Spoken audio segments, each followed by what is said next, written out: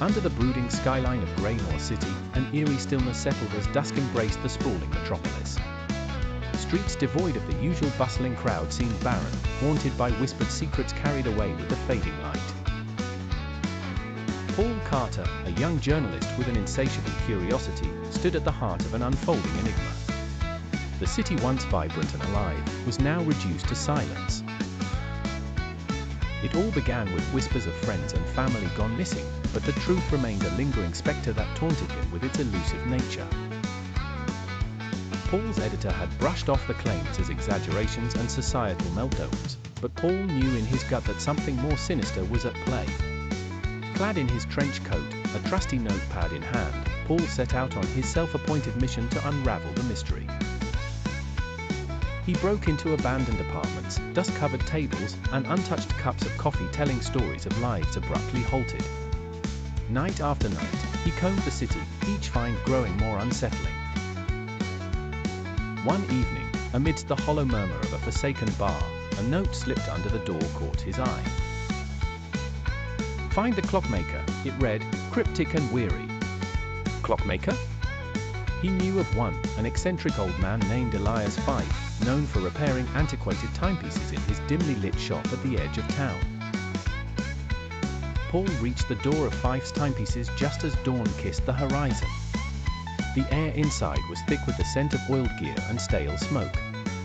Elias, with his wiry hair and spectacles perched precariously on his nose, greeted him with a mechanical nod.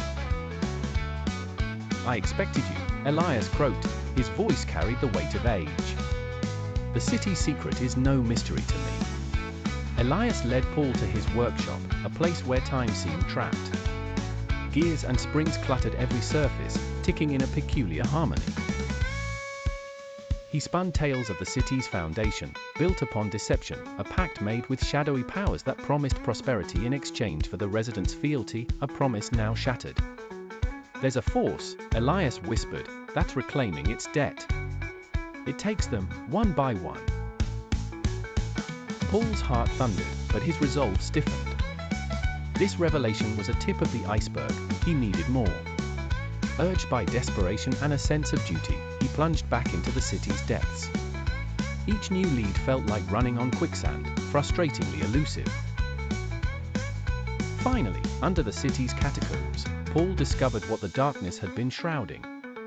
A clandestine gathering of those pulled from ordinary lives revealed that the city was under the thrall of a powerful cabal, manipulating time itself. The citizens were trapped in a cyclical loop, drawn into an eternal masquerade where time was currency and lives were barter. Paul realized the horrible truth: the only way to break the chain and free the people was to destroy the anchor point, a monumental clock hidden in the heart of the city. Armed with knowledge and a band of rebels who'd evaded the time loop, Paul braved the foreboding streets to the clock's steely enclave. The nights that followed were filled with urgency and peril. With each tick of their final countdown, Paul and his comrades chipped away at the structure of deception. Until at last, with the city on the brink of another reset, the clock was dismantled, its heart stopped beating. Cracks of dawn spread across Graymoor as if time had taken a breath, releasing its hold.